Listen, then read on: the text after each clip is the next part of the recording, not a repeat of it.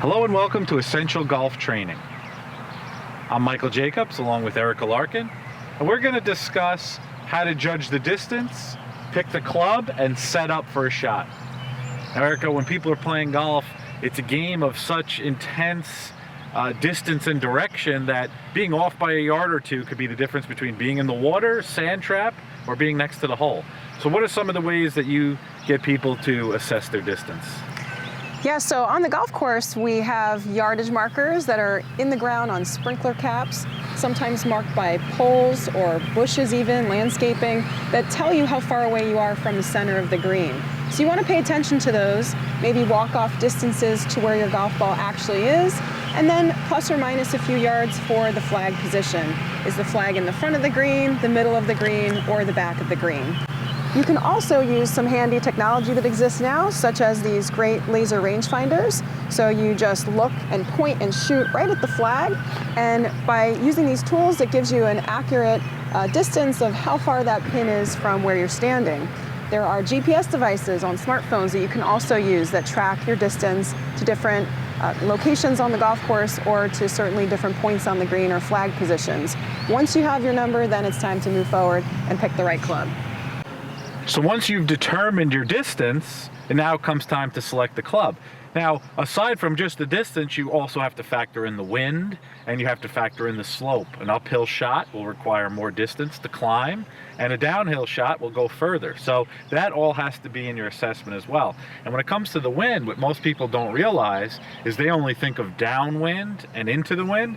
But if you're hitting into a crosswind, let's say the wind is blowing this way, and then you're going to aim more to the side to make up for the wind, the direction that you're hitting is actually slightly into the wind. So you have to always be factoring in those elements as well. So for our purposes here, let's say you're going to hit a shot that's 140 yards. So for you, Erica, what club would that be? That would be a 7-iron. Okay, I will be your caddy. Yes, caddy. And I will grab your 7-iron. Now, why'd you choose the 7-iron? Well, I hit my 7-iron between 135 and 140 yards, but it's always good to make sure you have enough clubs, so that's the club that I think I need to So choose. just for the sake of our discussion, what would you hit an 8-iron? About 125 yards. Okay, so you have about a 10-yard gap in between your clubs? That's right. That's pretty standard. That's pretty good. So let's now get all set up to hit a shot. Now, when Eric is going through her pre-shot routine, we have predetermined the line that she's going to strike on by placing some markers down on the ground, some poles to help you assess at home. And one of the things that people really need to understand is you're much better off learning to set the club or aim the club face first before you set your body. So many times people will walk in and you'll see them do all these things to try to set themselves up, and they really don't have a reference. They're looking at something in the distance, and it usually leads to poor aim and then poor performance. So Erica is setting the club first, right on her target line, and you'll notice that we set the other rod behind her feet. Oftentimes you'll see folks lay sticks or clubs down on the driving range, and they'll be putting the marker in front of their feet. We find it much beneficial to put behind your feet because we are much more interested in the direction that your hips and shoulders are facing, more so than even your feet. You could have somebody who's really nicely aligning their feet and yet have their shoulders and hips in strange directions. So when you're training yourself, pay attention to shoulders, hips, knees when you're setting yourself up. So now, Erica, that's pretty fundamental, and people should work on their aim as much as possible. But we know golf is such a mental game. And we often say, you're out there for 4.5 hours, but you're in the act of playing for maybe 2 minutes. So the other 4 hours and 20-something minutes are just basically your own thoughts and enjoying the scenery. So you played some really good golf, Division I college. You beat me last time we played.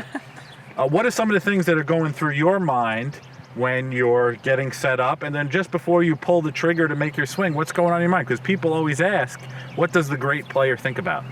Great question. So I would say that you want to try to develop a picture in your mind of the shot that you're going to hit and connect to your target. So you've selected the club, you know how far you're trying to hit it, but visually see the shot in your mind.